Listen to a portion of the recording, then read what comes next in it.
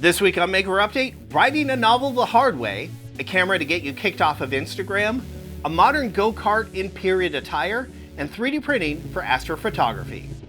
Hello and welcome back to Maker Update, our weekly opportunity to tell you about our favorite Maker projects, tips, and tools in hopes that they'll inspire you the same way that they inspired us. I'm Tyler Weingartner and I hope you're all doing great. We've got an awesome show for you. Let's check out the project of the week. When you're taking on a big project in a new creative medium, it's always a good choice to set yourself up for success by creating the best environment for that project. In this case, Jamie from MythMade has write a short story on her 2026 to-do list. And she really wants the aesthetic of typing on an actual typewriter to help ease her into this challenge. That is, a typewriter without all the frustration of an actual typewriter on paper, which is why she's building her very own e-ink typewriter.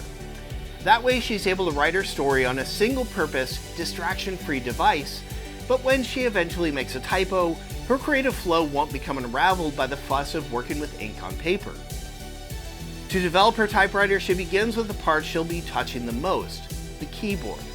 She's using the PCB and switches from a commercial mechanical keyboard, but making her own custom keycaps so they can better resemble the round keycaps from a classic typewriter. To get the type onto the keycaps involved a cool technique that I haven't seen before. She's using a paint pen to coat each keycap, then using her laser engraver to infuse the paint into the plastic, creating a durable marking, and then cleaning off the excess paint and sealing the keycaps. The body of the typewriter is a completely custom 3D printed model that she printed in ABS, not only to make the split parts easier to join, but also to have access to smoothing chemicals like acetone prior to painting. For the brains of the typewriter, she's using a Raspberry Pi Zero 2 and a Waveshare e-paper display. And you can't deny the delight of seeing her first experience with typing directly onto the e-ink display. Let me just try. It's working! Over it. Hello? First contact with a working prototype on a project is always a memorable moment. With the keyboard and display, she's already achieved a functioning typewriter, but there's still a few extras she wants to add. A 7-segment display as a typed word counter, and a rotary encoder so she can adjust the position of the paper by turning the knob on the side. This is a gorgeous project, pulled over the finish line by dedication to the process and an infectious level of enthusiasm. The delight of being able to hide and reveal the e-ink display by turning the paper advance knob is just genius. She shares all of her CAD files and code for free, but there's also a donation link if you want to support her channel. More projects. We didn't get to see the Instagrammera at OpenSauce, but that's what Reed Bigham brought to the event, and it's still a delight to talk about it.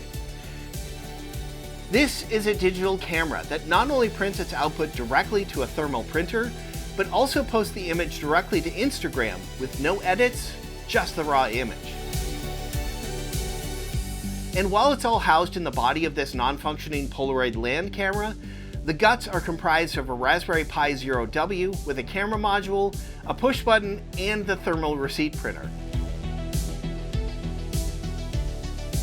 To make the post to Instagram, it connects to a wireless hotspot on Reed's phone. He also managed to get his account put under review by using a third-party API to post to Instagram, instead of using the official API provided by Meta. Sometimes taking a few extra shortcuts just isn't worth it in the long run. When he takes a photo, not only is a black and white rendition of the image printed, but also a QR code linking directly to the Instagram post. He's also created a backup mode when it isn't directly connected to the internet, so the images can be uploaded later. And he's also provisioned the printer to make multiple copies of the last image captured to distribute for groups and also print out his contact info. It's a great project with a ton of thought put into it. In celebration of the recent go-kart meetup on his property, Jimmy Diresta created this 1920s style race car replica go-kart entirely from scratch. He begins with purchasing some thin dirt bike wheels and an axle, and works his way out from there. Next up, he welds together the frame as well as the axle mounts and the structure for the leaf spring suspension. To develop the drive system, he's getting help from Matt from Spark CycleWorks, who is pretty much using a drop-in solution for the motor, battery, and charging for the Kart that they normally use in their e-bikes.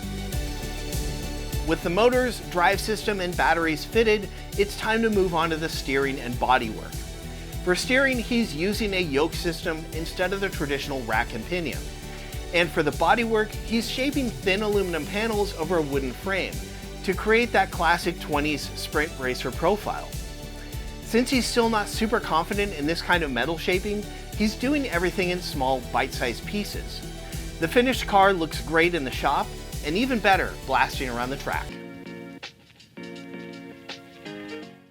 Now for a few tips and tools. Nico from Nebula Photos has a great roundup of 3D printed tools and accessories to help you in your astrophotography hobby. These range in everything from star trackers to cable organizers, focusing masks, and even automated go-to scopes. He goes into specific detail in creating Bigham masks, which is an easy to print tool that helps you achieve razor sharp focus. But stick around for suggestions on cable wrangling tools as well as motorized mounts to help automate your long exposure captures. It's great stuff. Jeff Geerling has a fascinating video about this phased array RF system that you can connect directly to your Raspberry Pi to get a visual representation of electromagnetic transmissions in your immediate area. It's an expensive component for sure, but it's quite a lot cheaper than the commercial versions whose functions it can replicate. While its detection range tops out at the 5 GHz band, missing the Wi-Fi 6 and 7 transmission ranges, it's a pretty fascinating look at the devices broadcasting all around you. And from Gareth Brandwin's Tips, Tools, and Shop Tales newsletter, we have another collection of great tips, this time starting off with how to make your shop more accessible.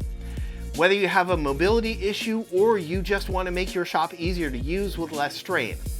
Many of the tips here are around making your tools more comfortable to use, foam grip handles and custom molded grips to suit your particular hand. And he shares a couple of tip-filled projects, like Jimmy Diresta's CNC router tips and Morley Kurt's new custom desk. For this week's DigiKey Spotlight, check out the Arduino Uno Q Dreamlab Challenge presented by DigiKey. The guidelines for the contest are to use the Arduino Uno Q board and use it to develop a project that bridges the gap between hardware and generative AI. The contest has been open since July 15th and will stay open until September 30th. There will be 4 Dreamlab prizes awarded, each with an extensive collection of development tools to build out your workshop. Check out all the details on the contest by following the links down in the description.